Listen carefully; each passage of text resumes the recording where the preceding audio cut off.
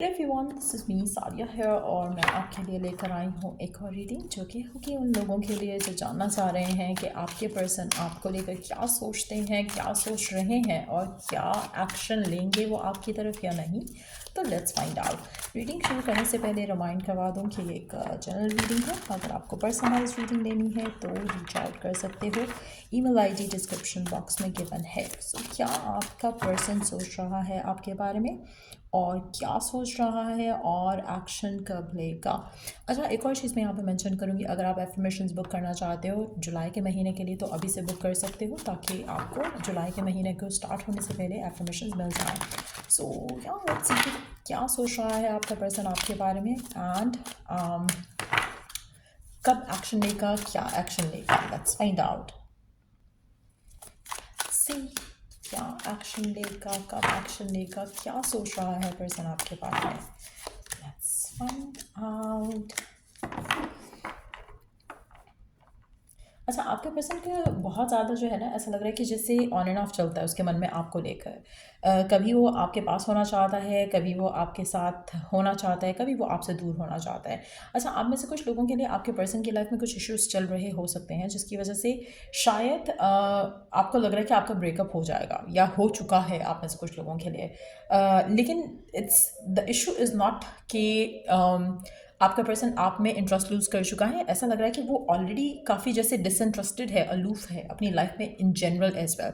जैसे हर किसी से आपको डिटैचमेंट फील होने लगती है। तो कुछ इस तरह का हुआ है उसकी ज़िंदगी में जहाँ पर जिसकी वजह से शायद वो डिटैच है। अगर आप में से वो लोग जो राइट ना इन टच है स्टिल पर्सन से और आपको लग रहा है कि पर्सन थोड़ा डिटैच हो रहा है, अलूफ हो रहा है, डिसंगेज्ड हो रहा है, तो चांसेस उसके बहुत ज़्यादा स्ट्रांग ये हैं कि उसको कोई ना कोई इशू ज़रूर है कमिटमेंट को लेकर, लाइफ को लेकर, फ्यूचर को लेकर। अटैचमेंट इश्यूज़ हैं उसको, को डिपेंडेंसी इश्यूज़ हैं उसको, जिसकी वजह से शायद वो आपके साथ उस तरह से नहीं हो पा रहा है जैसा वो शायद एक नॉर्मल रिलेशनशिप में हो सकता था। कुछ ना कुछ मुझे ऐसा लग रहा है कि जैसे ऑन एंड ऑफ वाली सिचुएशन चल रही है। आपके पर्सन के मन में कभी उसका दिल करता है कि वो आपके पास हो, कभी वो डिटैच कर लेता है। और ये इसी वजह से है क्योंकि कुछ पास्ट ट्रॉमास हैं जो उसने हील नहीं किए हैं और उसकी वजह से वो सर्टन वे में बिहेव कर रहा है आपके साथ। आप में से वो लोग जो राइट नाउ नो कॉन्टैक्ट की सिचुएशन में हैं, मुझे लग रहा है कि जैसे आपके पर्सन के एंड से उसको ऐसा ही फील हो रहा है कि शायद इट्स ओवर। लेकिन ये मोमेंटारीली फीलिंग है जहाँ पर वो थोड़ा अनइंटरेस्टेड फील कर रहा है आपके ऊपर, आपको लेकर, इस कनेक्शन को लेकर। But at the same time person थोड़ा अपनी लाइफ में अटैचमेंट्स से दूर रहना चाह रहा है, डिसकनेक्टेड रहना चाह रहा है। एक ब्रेकिंग फ्री रिबेलियस एनर्जी है उसकी। ऐसा लग रहा है कि जैसे वो तंग आ चुका है सिचुएशन से। आपको आपको जैसे होता है ना कि अगर आपकी फ़ाइट हो रही है, आर्ग्यूमेंट हो रहा है, तो पर्सन तंग आ चुका है आपको रीजनिंग देकर। तो कहीं ना कहीं वो अपनी स्पेस चाह रहा है, कहीं ना कहीं वो अपनी स्पेस चाह रहा है, स्पेस मांग रहा है राइट नाउ।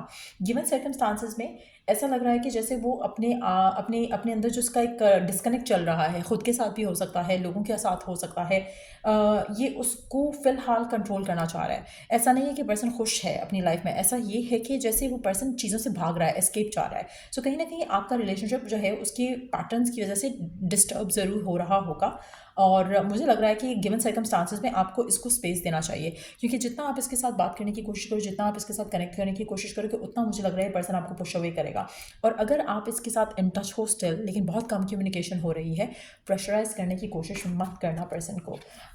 मुझे ऐसा लग रहा है कि पर्सन जो है अपना जो भी नैरेटिव लेकर चल रहा है लव को लेकर, रिलेशनशिप को लेकर, वो नैरेटिव जो है वो चेंज करेगा कुछ टाइम के बाद। सो कोशिश करो कि let them rewrite the history अपने माइंड में, अपने थॉट्स में, उनको हील करने दो। आपके पर्सन जो है डिटैच हो रहे हैं because they don't want pressure. उनको अपनी लाइफ में प्रेशर नहीं चाहिए। सो लेट्स सी कि क्या चल रहा है उसके मन में आपको लेकर। मुझे ऐसा लगा they want to go back to the zero level. आपके साथ जो कनेक्शन है उसको वो फिर से ज़ीरो पे लेकर जाना चाहते हैं, जहाँ पे या तो नई नई बात हुई थी या तो बिल्कुल बात नहीं हो रही थी। तो कहीं ना कहीं वो चीज़ पर्सन चाह रहा है अपने लाइफ में राइट ना।